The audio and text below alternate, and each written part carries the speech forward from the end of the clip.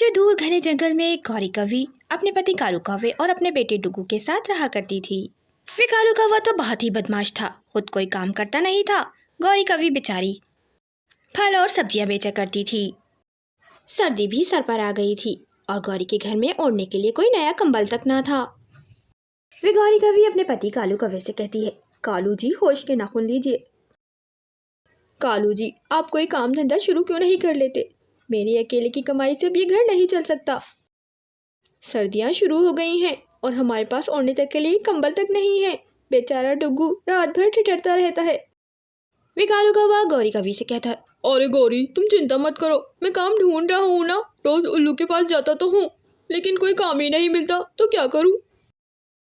वे आलसी कालू कौवा रोज गौरी को ऐसे ही झूठ मूठ के बहाने बनाकर गौरी को बेवकूफ बनाता रहता और गौरी इसकी बातों में आ जाती और रोज अपने दोस्त उल्लू के साथ गौरी के जमा किए हुए पैसों में से कुछ पैसे चुराकर दारू पीता। और बेचारी गौरी को इस बारे में बिल्कुल भी मालूम नहीं था और वे कालू रोज अपने आवारा दोस्त उल्लू के साथ मिलकर रोज दारू पीने लगा था। और यहाँ वे बेचारी गौरी जंगल में जाकर सब्जी बेचती थी। सब्जी ले लो, सब्जी, ताज़ा ताज़ा सब्जी ले लो।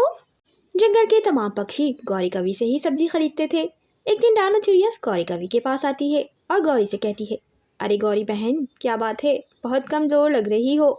वे गौरी कौवी रानो चिड़िया से कहती है, अरे रानो बहन, क्या बताऊँ, ये कालू का बच्चा तो कोई काम ही नहीं ढूंढ रहा है। अकेले घर बार संभालना और कारोबार संभालना कोई आसान बात नहीं है रानो बहन। हाँ गौरी बहन, ये तो तुम बिल्कुल ठीक कह रही हो, लेकिन तुम कालू भाई पे नज़र रखो। मैंने कई बार उसे उल्लू मवाली के साथ देखा है। उस उल्लू बेवड़े की पत्नी तो उसे कब के छोड़ के भाग गई है। अब वो अकेला अपने बेवड़े दोस्तों के साथ घर में बैठकर शराब पीता है और मैंने कालू भाई को भी कई बार उसके घर से निकलते देखा है। वे गौरी कौवी रानो चिड़िया से कहती है, अरे नहीं नहीं रानो बहन, मेरे पति ऐसे नहीं है। आपने किसी और को देखा होगा। अगर ऐसी बात होती तो अब तक मुझको पता चल चुका होता। वे गौरी कौवी रात देर तक रानो चिड़िया की बातों के बारे में सोचती रहती। सोचते सोचते उन दोनों माँ बेटे की आग लग जाती। कालू कौवा देर रात घर आता और उन दोनों का सोता हुआ देखकर वो भी सो जाता और सुबह सवेरे गौरी के उठने से पहले ही उठ जाता और घर की कबर्ड से गौरी के जमा किए हुए पैसे चुरा लेता। गौरी ने ये पैसे सर्दी में नया कंबल खरीदने के लिए रखे थे। वे कालू सारे पैसे चुराकर उल्लू के घर ले जाता है और वहाँ जाकर दारू पीता है। आज तो कालू ने इतनी दारू पी ली थी कि वह तो अपने होश में ही नहीं था। और यहाँ गौरी जब सोकर उठती है तो देखती है कि कबर्ड में तो पैसे ही नहीं है।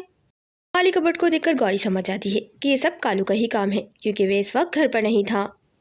और अब उसे रानो चिड़िया की बातों पर भी विश्वास हो जाता है कि वो सही कह रही थी।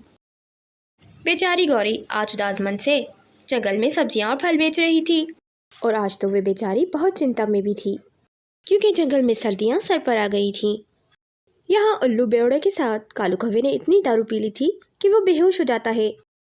वे उल्लू बेवड़ा कालू कौवे को उठाकर जंगल में फेंक आता है। कालू कौवा जंगल में बेहोश पड़ा था। अचानक मिट्ठू तोते का गुजर वहाँ से होता है। वे मिट्ठू तोता जाकर गौरी कौवी को सारी बात बताता है। ये सब सुनकर तो गौरी कौवी और चिंतित हो जाती है। वे जल्दी से जाकर मिट्ठू तोता के साथ मिलकर कालू कौवे को अस्पताल ले जाती है। हॉस्पिटल ले जाने पर पता चलता है कि कालू कौवे का ऑपरेशन होगा और उस ऑपरेशन के लिए काफ़ी सारे पैसों की ज़रूरत है।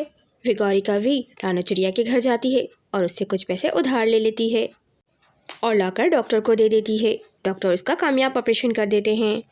कालू कौवे को जब होश आता है और उसे जब सारी बात पता चलती है कि उस उल्लू बेवड़े ने उसे जंगल में ले जाकर फेंक दिया था, तो उसे अपने किए पर बहुत शर्मिंदगी होती है और वे गौरी कौवी से माफ़ी मांगता है और ये वादा करता है कि आइंदा वो कभी भी दारू नहीं पिएगा और गौरी के साथ मिलकर काम करेगा।